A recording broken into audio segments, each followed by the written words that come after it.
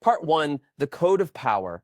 Most people chase money like it's oxygen. They run harder, faster, believing that freedom lies in the next paycheck, the next promotion, the next clever investment. But they rarely stop to ask, freedom from what? And freedom for what? Money feels like liberation, only to those who've never held real power. Because power, not money, is what bends reality. Power decides who gets to rest and who has to run. It shapes laws, markets, even morals. That's the uncomfortable truth most financial advice forgets. The rich don't just earn differently, they play a different game entirely. They don't chase, they control. They don't ask permission, they set the terms. When Niccolo Machiavelli wrote The Prince, he wasn't celebrating cruelty. He was describing clarity, a view of human behavior, stripped of illusions. He understood what few dare to admit, that wealth without control isn't wealth at all. It's dependency wrapped in luxury. Look at the structure of any empire, from Rome to Silicon Valley.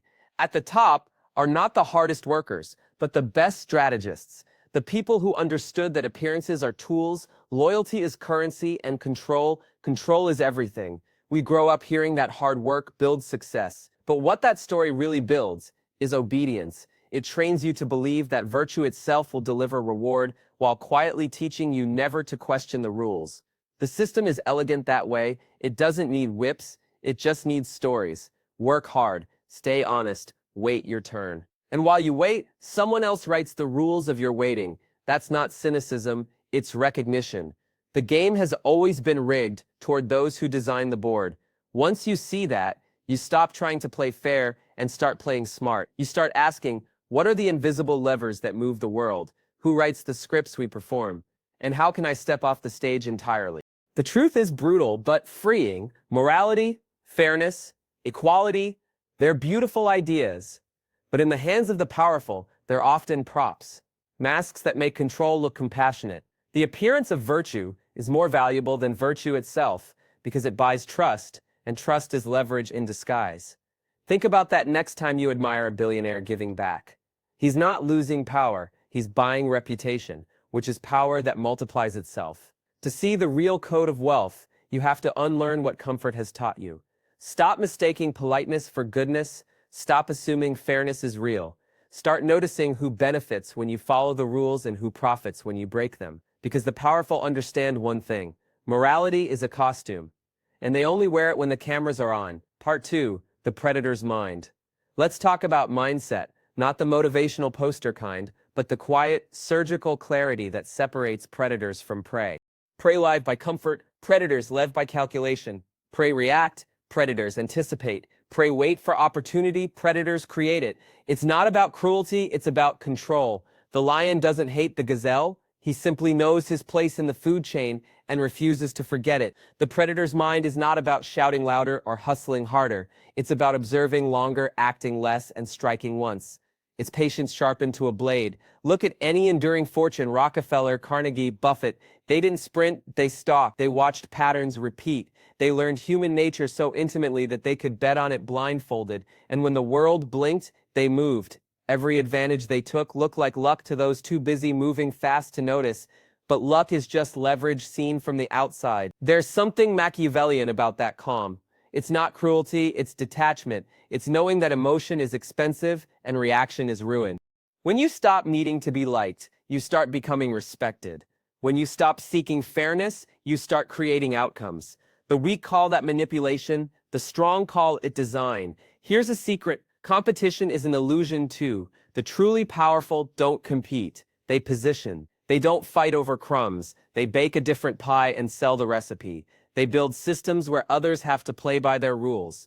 The predator's mind doesn't require you to be cold, it requires you to be awake. It means studying your own instincts, seeing where fear hides, and stripping it away. Most people won't do that. They'll spend their lives performing goodness, terrified of being misunderstood. But power doesn't fear misunderstanding, it uses it. You don't need to roar to be dangerous. Stillness itself can be terrifying to those who can't understand it. The man who controls his reactions controls the room. The one who needs to prove his strength has already lost it. When you stop chasing approval, you start commanding it. And when that happens, the world tilts just slightly in your favor. One decision, one negotiation, one silent glance at a time. Part 3. The Power of Perception. Here's something Machiavelli would have loved about our age. Reality is overrated. Perception wins. What people believe about you matters more than what's true. In a world drowning in noise, the loudest myth always beats the quiet fact. You don't need to deceive. You just need to design what they see. Every ruler has done this, from emperors to CEOs. They understood that the crowd doesn't crave truth.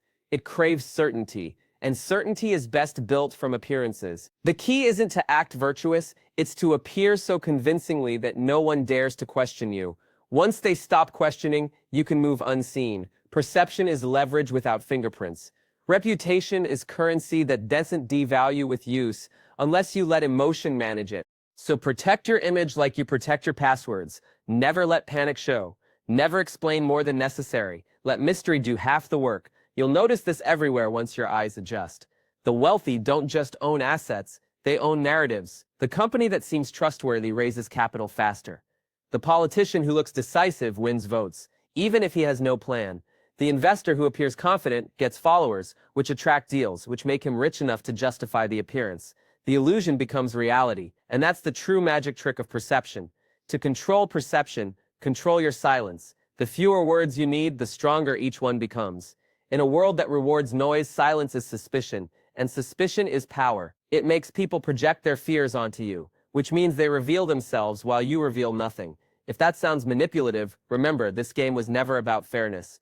It was about survival. And survival belongs to those who master what others ignore, the invisible strings that pull belief. Part 4. The discipline of silence. Most people talk to fill space. The powerful talk to fill silence. And the difference is everything. In a conversation, silence is a mirror. It reflects who's comfortable with themselves and who isn't. The man who rushes to explain loses authority. The one who lets silence linger controls the rhythm. He makes others expose their fears, their insecurities, their need for validation. Silence is not emptiness. It's tension, and tension is the currency of control. Machiavelli warned that words can be traps. They give away intentions. They can be twisted and used against you. But silence is armor.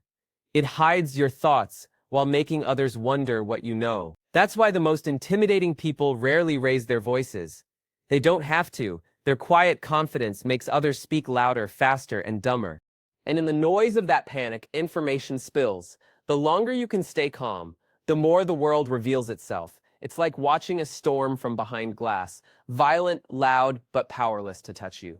So learn to pause. Breathe before you respond. Speak less, mean more. Let people underestimate you. Let them think you're slow, detached, indifferent. Then strike when the silence has made them blind. A single sentence, spoken at the right time, can do what hours of talking never could. Part 5. Ruthless adaptation. Certainty feels safe, and that's why it's dangerous. The world is not stable. It's a tide that changes faster than your beliefs. And if you can't move with it, you drown. Machiavelli admired those who adjusted quickly, not because they were lucky, but because they refused to marry their methods. They could burn their own plans to survive the new season. Adaptation isn't weakness, it's evolution on purpose. It's the ability to be a fox today, a lion tomorrow, a shadow next week. It's choosing movement over ego. Think of water, it yields to the rock, but it also erodes it. That's what adaptation feels like. Humility with hidden ferocity. The man who can reinvent himself faster than the world can define him becomes unstoppable. He's too fluid to corner, too unpredictable to trap. And while others cling to consistency, he clings to momentum. They'll call you inconsistent. Let them. Consistency comforts the stagnant. Adaptation empowers the free. To master this, you must detach from the identities you worship. Stop needing to be the expert, the good guy, the loyal worker. Be whoever the situation demands. Then change again before they expect it. Power doesn't belong to those who resist chaos. It belongs to those who learn to surf it. But cruelty is emotional. Ruthlessness is clean. It's not about hurting others. It's about refusing to be hurt by hesitation. Strategic ruthlessness is the discipline to cut ties before rot spreads. It's the strength to make hard calls without apology. It's what turns survival into dominance. Every powerful figure in history shared this trait. They knew mercy at the wrong time was weakness, not virtue. They didn't swing wildly, they cut precisely. That's what separates the tyrant from the tactician. One destroys for ego, the other prunes for strength. The hardest kind of ruthlessness is self-directed. Cut your excuses. Fire your distractions. Abandon comfort disguised as balance. If it weakens your power, it's gone. That's not cruelty. That's clarity. Because in the end, life punishes softness. Not because softness is bad, but because the world is sharp. And the dull edges don't last long. Part 7, Untouchability. What does it mean to be untouchable? It's not about being invincible. It's about being unleveraged. About designing a life where no single person, job, or system can break you. You become untouchable when every dependency becomes a choice, not a need. When you owe nothing, not to employers, not to banks, not to approval. The world can't chain you if you've already learned to live light. Untouchability begins with control of debt, of emotion, of information. It's not about isolation. It's about insulation. You build layers of strength so that no one can reach the core. Financial freedom is just the first layer. Psychological freedom is the last. When you no longer react to threats or praise, you are free. When you can walk away from any table, you are powerful. When your silence unnerves them more than their words shake you, you are untouchable. Part 8. Legacy. Most people want to be liked. A few want to be rich. Almost none aim to be remembered. But legacy isn't about fame. It's about footprint. It's about the systems, values, and examples that outlive you. It's what keeps moving when you stop. Machiavelli's name has lasted 5 centuries, not because people loved him, but because he revealed something the world didn't want to see. He told the truth too plainly to be forgotten. That's what legacy is. Truth that refuses to die. You don't build legacy by obeying. You build it by designing, by rewriting the rules everyone else swears by living in such a way that your absence still moves the room. Legacy isn't built from comfort. It's built from conflict, from the decisions that make you alone in the short term but eternal in the long one. So ask yourself, do you want applause now or relevance forever? Because the Machiavellian path isn't about darkness. It's about honesty. It's about understanding the game well enough to stop being played by it. And once you see it, you can't unsee it. You can only decide what kind of player you'll be. The passive path isn't about escaping the system. It's about mastering it quietly, patiently, invisibly, until one day the system needs you more than you ever needed it. That's when you've won. That's when wealth becomes freedom, not the other way around. Part 9. The Quiet Rebellion. Freedom doesn't begin when you quit your job. It begins when you quit believing the story you were told about success. The story said, work hard and life will reward you. But life doesn't reward effort, it rewards outcomes. And outcomes belong to those who understand the game beneath the game. Every generation inherits a script. Wake up early, be polite, save 10%, buy a house, retire, then die with a thank you note to the system. But look closely. Who wrote that script? Who benefits from your loyalty to it? Because it wasn't you. It never was. The real rebellion isn't loud. It doesn't wave banners or shout slogans. It happens in silence, behind calm eyes and slow breaths. It's the moment you realize that money is not the prize, it's the permission slip. And once you no longer need permission, you start living differently. You stop asking for raises and start creating value. You stop consuming endlessly and start owning deliberately. You stop worshiping success stories and start writing your own. The quiet rebel doesn't beg for freedom, he builds systems that give it to him daily. Multiple income streams, optional obligations, time that belongs to no one else. He learns the laws of the game so deeply that he can bend them softly, invisibly until the world adjusts to his rhythm. He doesn't play the hero, he plays the architect. And the architecture he builds is independence. That's why the powerful never look rushed. They built their pace into the structure of their lives. They know that the calmest man in the room usually owns the room. The next stage of wealth isn't extravagance, it's discretion. It's being able to disappear when you want, reappear when you choose, and never explain either. Part 10. Power without noise. There's a reason true power is quiet. Noise is for the desperate. It's the sound of people trying to be seen because they don't yet control what's seen. Quiet power is different. It doesn't announce itself. It simply moves, and the world adjusts. You can feel it when someone walks in and the air shifts. When their calm makes everyone else question their own, that's the power of centered confidence. Not arrogance, not charm, but gravity. Gravity doesn't chill, it pulls. To reach that kind of power, You must learn the art of restraint. Resist the urge to prove. Resist the need to react. Let others spend their energy explaining. You conserve yours designing. The game rewards clarity, not chaos, and clarity is born from stillness. So when the crowd screams for attention, stay silent. When the market panics, stay patient. When everyone fights for certainty, stay curious. The man who can hold uncertainty without losing composure becomes a magnet for opportunity. People follow him because he doesn't flinch where they would crumble. Quiet power doesn't need validation. It doesn't need applause. It simply knows. And that knowing, that steady internal confidence, is worth more than any crown the crowd can hand you. Part 11, The Invisible Empire. Empires today aren't built with armies, they're built with attention, systems, and trust. The strongest among them are the real rulers of this era don't wear crowns or titles. They own infrastructure, digital, financial, psychological. They own the stories that shape what billions believe to be truth. The new Machiavellis don't conquer cities, they conquer minds, and they do it quietly through design, convenience, and habit.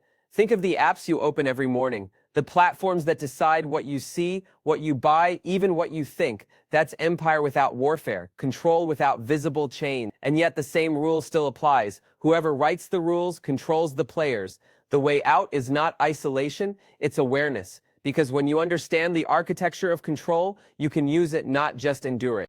You can turn platforms into pipelines, you can turn data into direction, you can build your own small empire, not to rule others, but to rule your time. The goal is not dominance, it's autonomy, to move within the system as if it were made for you, while never letting it own you. That's the paradox of modern power. To play invisibly, you must first learn to see everything. Part 12, The Final Mirror. At some point, all the theories about power, wealth, and control come down to one question. What are you trying to prove, and to whom? If it's to others, you'll never win. If it's to yourself, you already have. The greatest freedom isn't financial, it's psychological. It's when you no longer need to perform strength because you've built it quietly, when you can admire power without craving it, when you can walk away from every table because your worth isn't sitting on it. That's the final test of mastery. Not to dominate, but to detach. Not to own everything, but to own nothing. The Machiavellian mind wasn't about manipulation for its own sake. It was about understanding the chicanery of human behavior deeply enough to remain unshaken by it. It was never about cruelty. It was about clarity. And clarity is the highest form of control. Once you see how the world works, you stop resenting it. You start designing your place in it. You learn that wealth isn't gold, it's time. Power isn't fear, it's freedom. And freedom isn't the absence of rules, it's the ability to write your own. When you reach that point, the noise of ambition fades, the chase ends. The silence feels different.